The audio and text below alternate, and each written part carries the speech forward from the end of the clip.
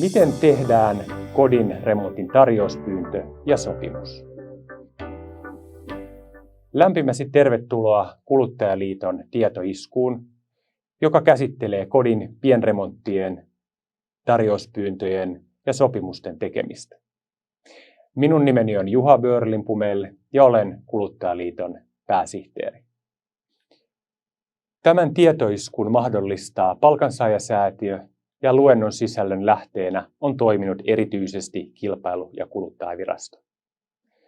Mutta lähdetään sitten itse asiaan ja käydään aluksi muutama yleinen asia läpi ennen siirtymistä itse tarjouspyyntöjen ja sopimusten tekemiseen.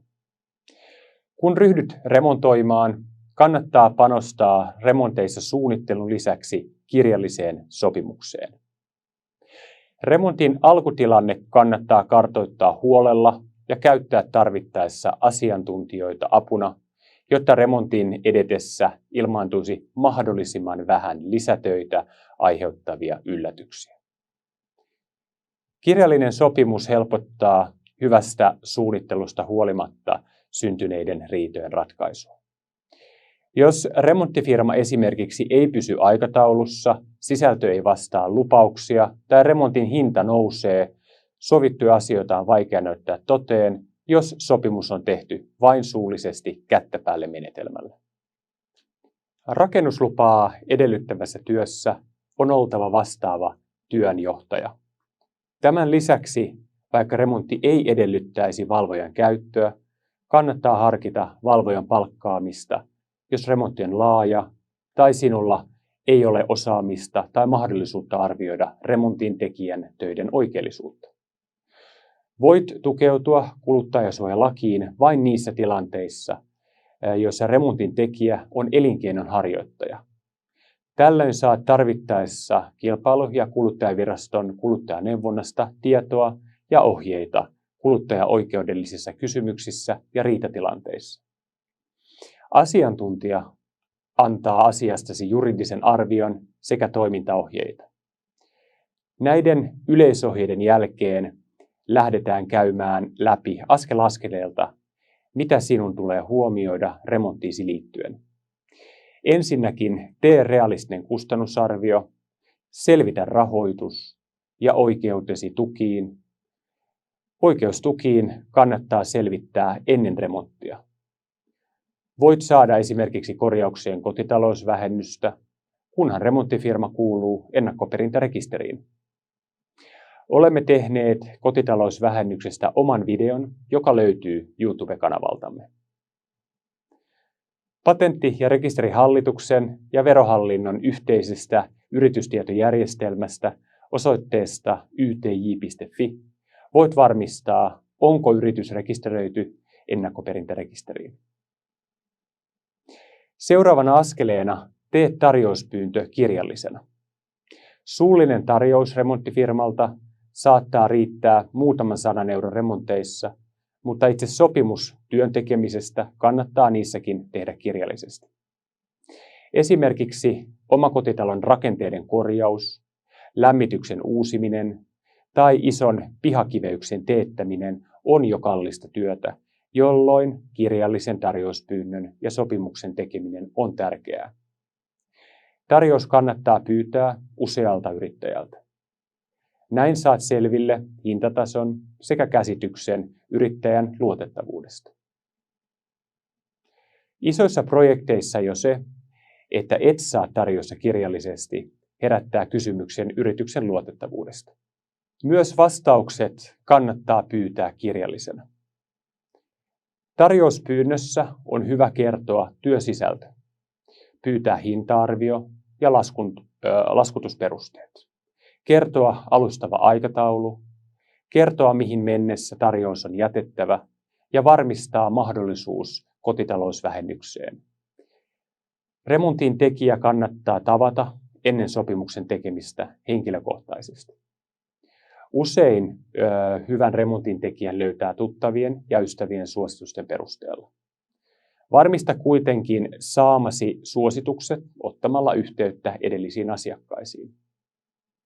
Olet riitatilanteessa heikoilla Jos et sovi lopullista hintaa tai valmistumisaikaa kirjallisesti ja maksat remontin käteisellä saamatta asianmukaista kuittia.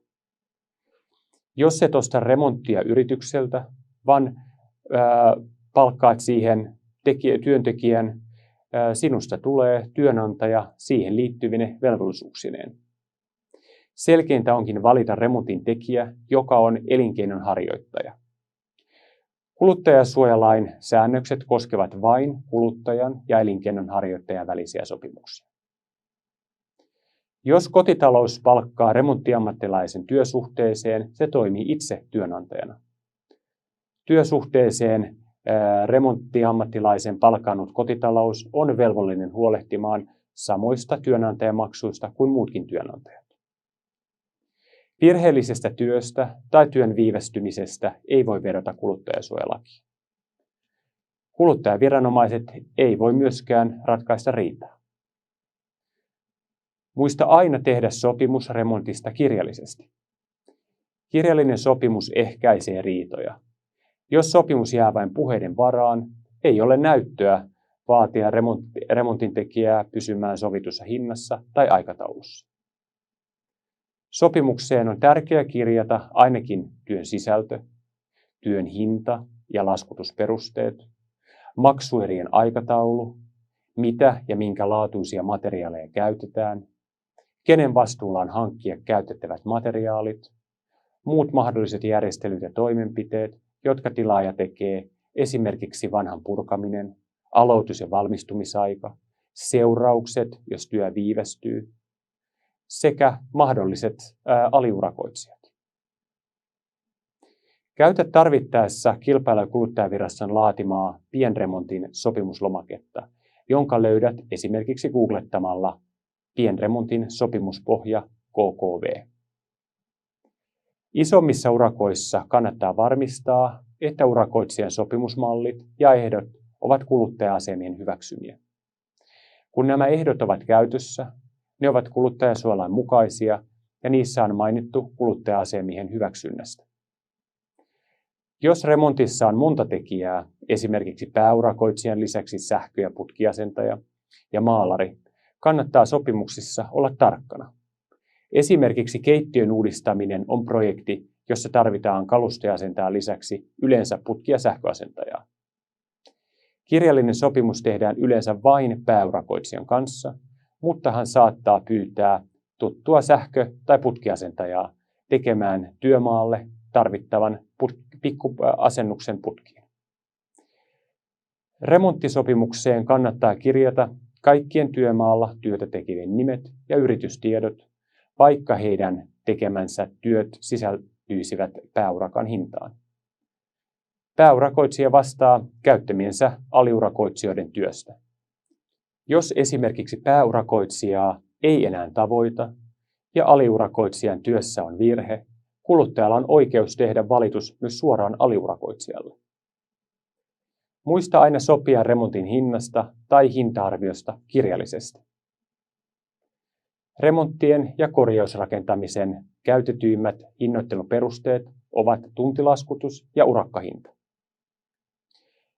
Tuntilaskutuksessa voi pyytää arviota työn viemästä ajasta ja kirjata sen sopimukseen. Tuntihinta pitää ilmoittaa lisineen ja veroineen. Urakkahinta on sovittu kiinteä hinta, jota urakoitsijan ei tarvitse alittaa eikä sitä saa ylittää. Urakkahinta on kiinteä. Urakkasopimuksessa kannattaa myös mainita laskutusperusteet mahdollisille yllättäville lisätöille. Hinta-arvio on arvio, jonka saa perustellusti ylittää maksimissaan 15%. Enimmäishinta on hinnan yläraja. Enempää ei saa laskuttaa, vaikka työ tulisi kalliimmaksi kuin etukäteen arvioitiin. Sen sijaan hinta voi alentua työ- tai materiaalimäärän mukaisesti. Älä jätä remonttia valvomatta. Maankäyttö- ja rakennuslain mukaan rakennuslupaa edellyttävässä rakennustyössä on oltava rakennustyötä johtava vastaava työnjohtaja eli vastaava mestari. Vastaavan mestarin tehtävänä on pitää huolta, että rakennustyö tehdään myönnetyn luvan, rakentamista koskevien säännösten ja määräysten sekä hyvän rakennustavan mukaisesti. Vastaavan työnjohtajan lisäksi, vaikka suunniteltu remontti ei edellyttäisi valvojan käyttöä, voi valvojan palkkaaminen joskus olla perusteltua. Sinun kannattaa harkita valvojan palkkaamista, jos remontti on laaja tai sinulla ei ole osaamista tai mahdollisuutta arvioida remontin tekijän töiden oikeellisuutta.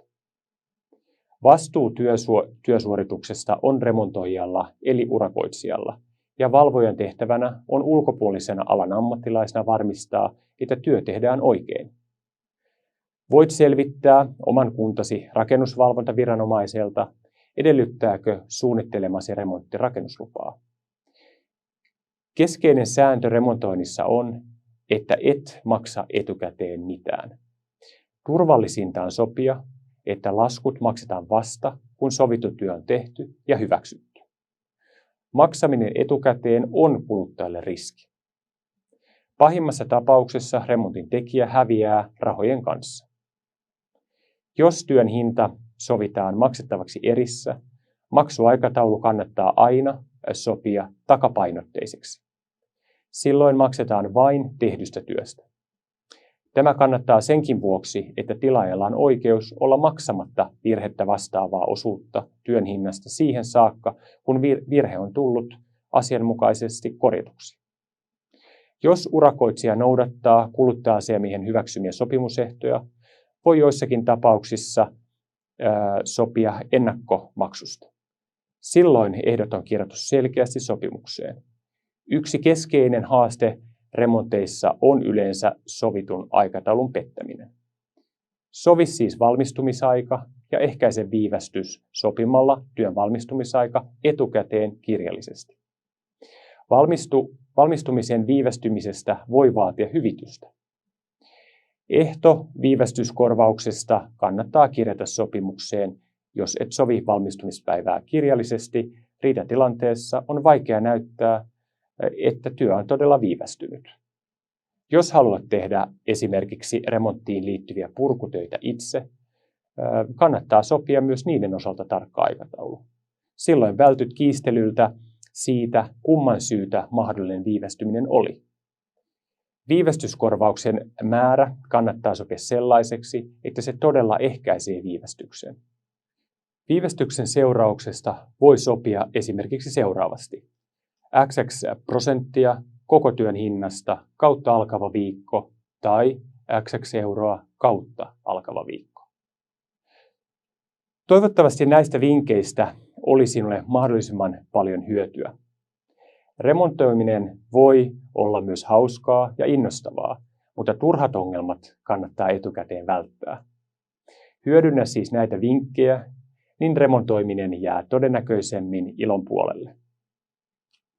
Jos haluat henkilökohtaista juristitasoista neuvontaa muun muassa asumisen asioissa, liity Kuluttajaliiton jäseneksi. Jäsenenämme saat neuvontaa kuluttajan oikeuksiin liittyvissä kysymyksissä. Lue lisää www.kuluttajaliitto.fi/liity. Kiitos, että katsoit tämän videon. Kurkkaa myös muut asumisen talouteen liittyvät tietoiskumme YouTube-kanavaltamme.